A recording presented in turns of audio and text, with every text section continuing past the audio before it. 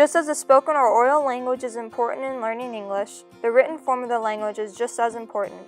Children in every part of the world enjoy exploring the written languages all around them, whether it be alphabetic like English, logographic like Chinese, or syllabic like Cherokee.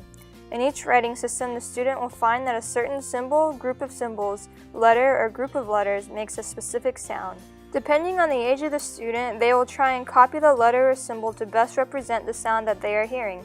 In some languages, like Chinese, the early writing system consisted of pictographic writing where the symbols drawn were very similar to the object that it represented. For example, for the word mountain, the child would draw a mountain range.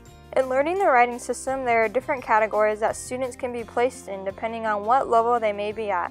The categories are writing by drawing, writing by scribbling, writing with letter-like forms, writing by reproducing well-learned units or letter strings, writing with invented spelling, or writing with conventional spelling.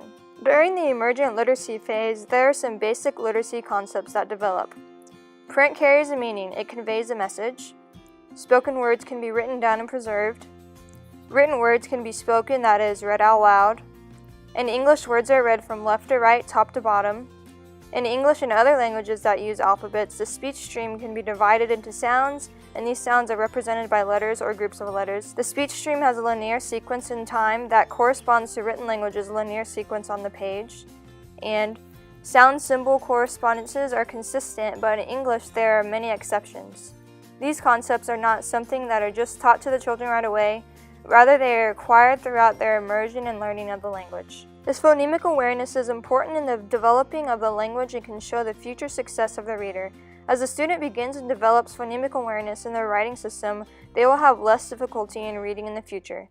Being exposed to the writing system helps the student to grasp the concepts of how sounds are divided.